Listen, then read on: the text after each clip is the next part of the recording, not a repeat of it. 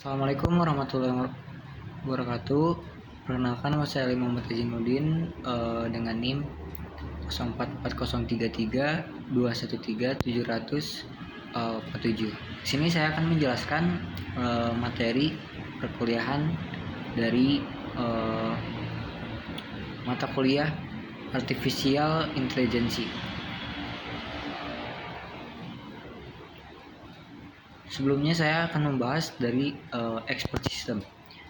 Expert system sebuah program komputer yang dirancang untuk memodelkan kemampuan menyelesaikan masalah seperti layaknya seorang pakar atau dalam bahasa Inggrisnya human expert.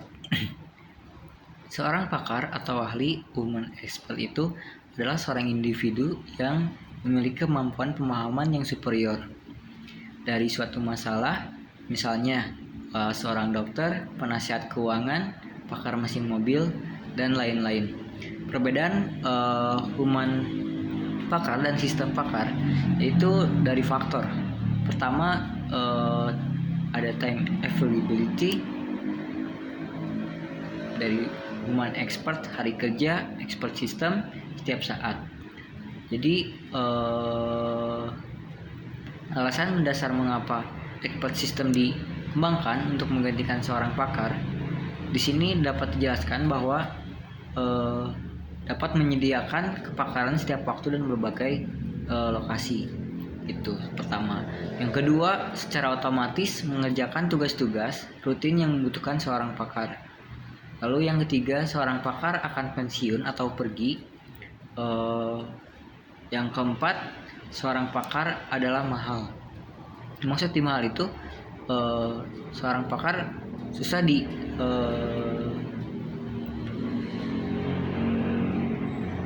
dikerjakan.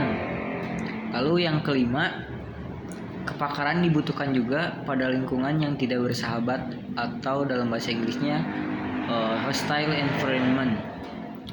Lalu selanjutnya berikut ini dapat beberapa contoh program yang menerapkan sistem pakar. Jadi ini beberapa program yang menerapkan sistem pakar. Yang pertama yaitu Dendral, aplikasi mengidentifikasi struktur molekul pada campuran kimia yang tidak dikenal menjadi dikenal.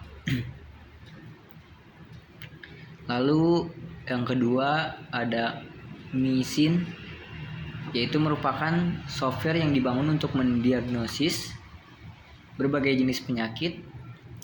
Lalu yang ketiga Prospector, aplikasi yang diterapkan untuk kebutuhan pada bidang geologi.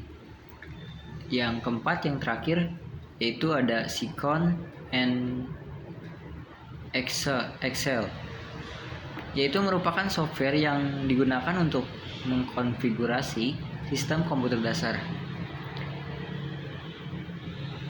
Di balik semua itu dapat menggunakan sistem pakar untuk membantu pekerjaan terselesaikan dengan lebih cepat dengan proses pengambilan keputusan berdasarkan informasi dan fakta yang ada. Metode yang akan digunakan dengan mempertimbangkan faktor keuangan dan sumber daya manusia yang ada pada bisnis Anda.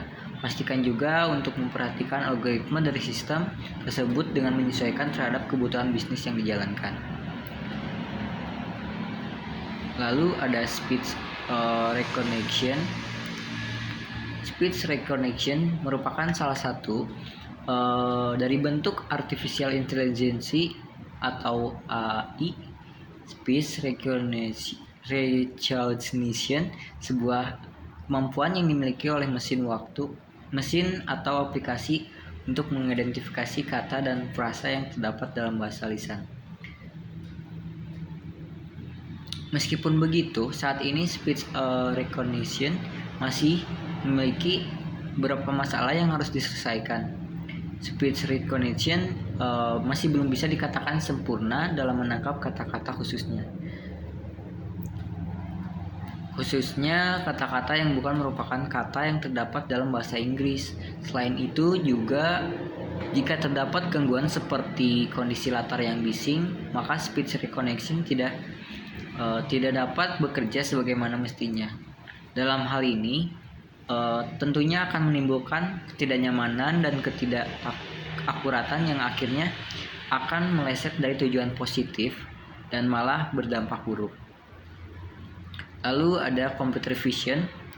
Di sini computer vision merupakan suatu ilmu dalam mata kuliah teknik informatika yang memungkinkan sebuah komputer dapat melihat objek di sekitarnya. Tujuan melihat ini nantinya komputer menganalisis sendiri gambar di depannya sehingga informasi tersebut dapat berubah menjadi perintah tertentu. Contohnya seperti cara kerja scan QR. Ketika kode scan QR dideteksi oleh komputer, dalam hal ini merupakan smartphone gitu. Smartphone, maka kode yang telah di-scan pada komputer ini akan mengirimkan sebuah kode yang nantinya akan melaksanakan suatu perintah khusus. Bisa itu pembayaran, buka kunci, masuk dengan profil tertentu, dan lain-lain. Fungsi lain dari computer vision meliputi hal berikut ini. Yang pertama yaitu mendapatkan informasi yang lebih jelas. Yang kedua, meningkatkan kualitas gambar. Yang ketiga, dapat menganalisis. Yang keempat, komputer dapat memahami objek. Penerapan computer vision itu juga menggunakan bidang matematika, berdasarkan bidang, yaitu bidang matematika yang pertama, yang kedua bidang kecerdasan buatan, yang ketiga bidang industri, yang keempat bidang kendaraan, yang kelima bidang medis. Mungkin cukup sekian penjelasan dari saya dari pembahasan materi artificial intelligence. Mungkin kurang lebihnya mohon maaf. Assalamualaikum warahmatullahi wabarakatuh.